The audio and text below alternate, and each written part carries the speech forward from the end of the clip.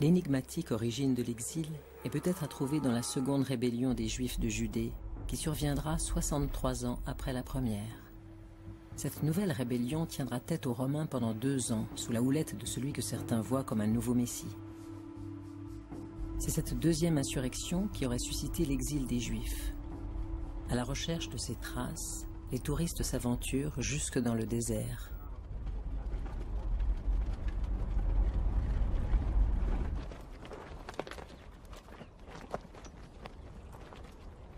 Le nouveau mouvement se limite essentiellement à la Judée. Les combattants profitant des abris qu'offrent les grottes nombreuses dans cette étendue désertique adoptent une stratégie de guérilla. Leur chef messianique est resté dans l'histoire sous 2 noms, Bar Korva et Bar Kokhba.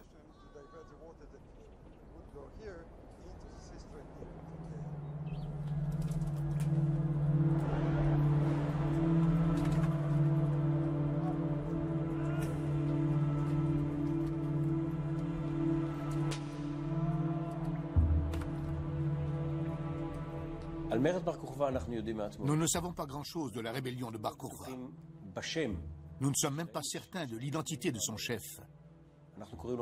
On l'appelle Bar Kokhba, fils de l'étoile.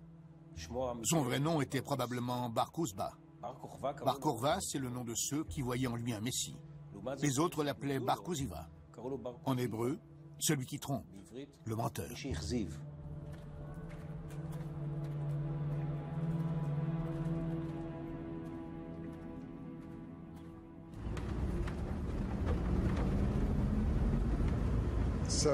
Nous allons maintenant quitter les terres agricoles en passant par le désert, jusqu'à la région où les gens s'étaient enfuis.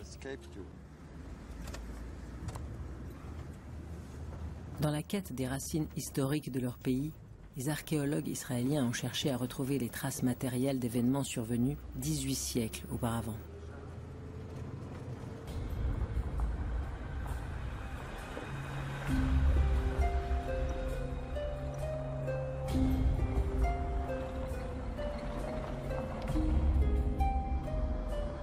Yadin, le directeur de l'expédition qui en 1961 part à la recherche d'éventuelles traces des compagnons d'armes de Bar Korva, n'est pas seulement archéologue.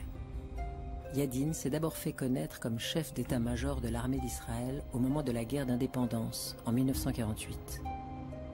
Bénéficiant de l'aide de l'armée et de l'État, l'expédition n'est pas ordinaire.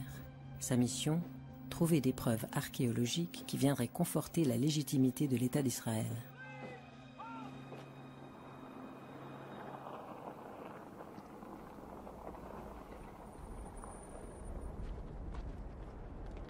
Yadin, who was a great archaeologist, was very much. Yadin, qui était un grand archéologue, était très engagé émotionnellement dans ses fouilles ici.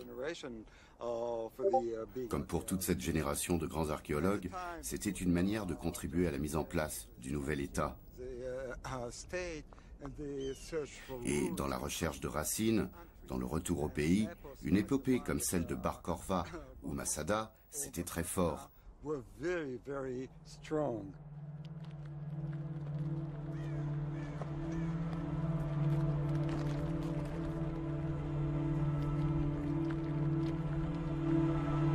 So here we are, just above this huge canyon of Nahal. Bon, ici, nous sommes juste au-dessus du grand canyon de Nahal Ever, en direction de la mer Morte et ses grandes falaises.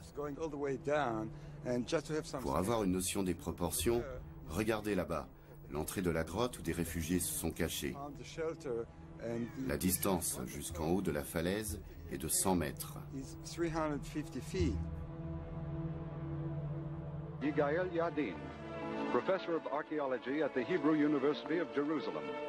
He will be interviewed by Martin Agronsky, NBC Company. You see, this search for the Bar Kokhba documents, which you referred to, Mr. Agronsky, just now, was one of the most fascinating, I would say, expedition I had the privilege to take part.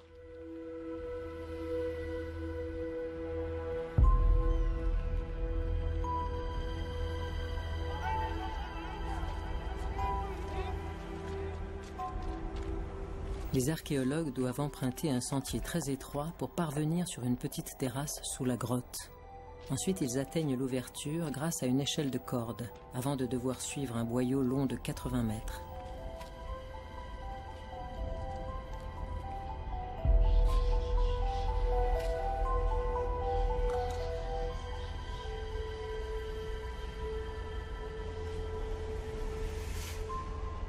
And then only we came into the cave where we saw for the first time the first grim sight of the last moment of this desperate war, a heroic war of Bar Kokhba against the Romans.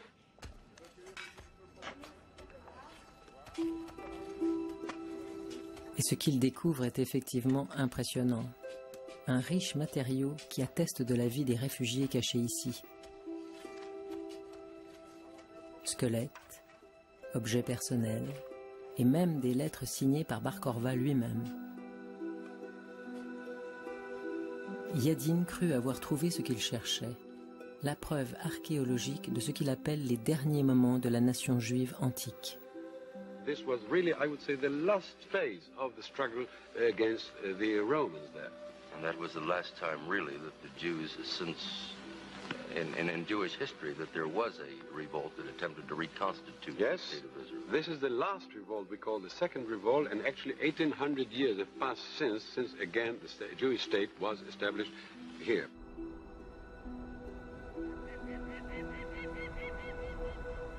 Grâce aux découvertes archéologiques de Yadin, le mythe de l'exil va pouvoir être reformulé. Désormais, la version officielle israélienne de l'exil sera qu'il commence pour les Juifs après la défaite de cette seconde révolte qui met un terme à toute souveraineté juive dans leur pays.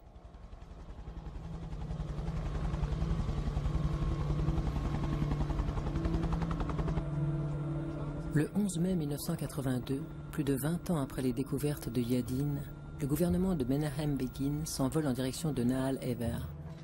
Le Premier ministre israélien choisit d'honorer par des funérailles nationales les restes humains découverts dans les grottes.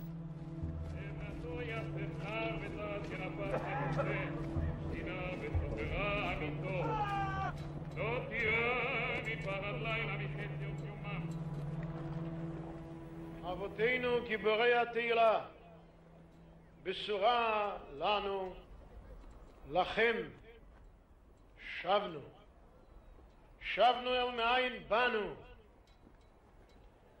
עם ישראל חי, ויחיה במולדתו בארץ ישראל לדורי דורות.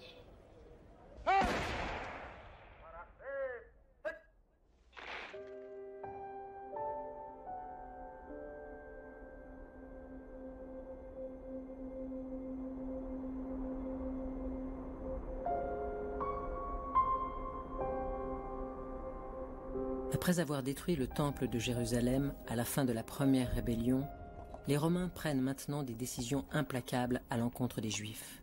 Désormais, ils sont proscrits de Jérusalem et de ses environs. Cette décision anéantit pour longtemps tout espoir de rétablir une souveraineté juive sur la terre d'Israël et de reconquérir Jérusalem.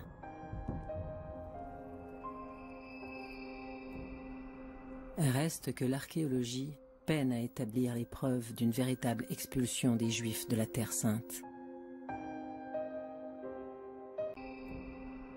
Reste que l'archéologie peine à établir les preuves d'une véritable expulsion des Juifs de la Terre Sainte.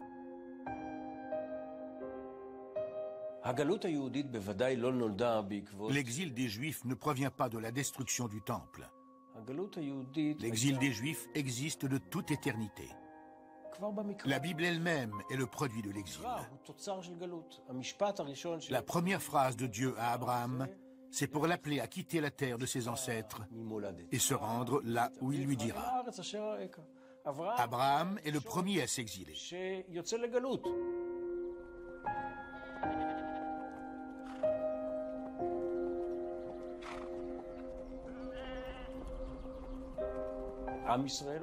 Le peuple d'Israël, il est devenu nation en Égypte.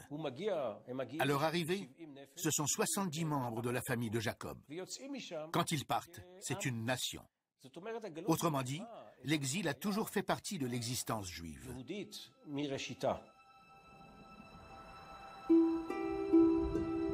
L'exil est donc depuis toujours au cœur de l'histoire juive. Et en ce cas précis, on ne trouve pas de preuves archéologiques d'une expulsion de masse des Juifs de la Terre Sainte. Comment comprendre alors que c'est en cette période particulière que s'ancre un récit de l'exil qui a pris la force d'un mythe puissant?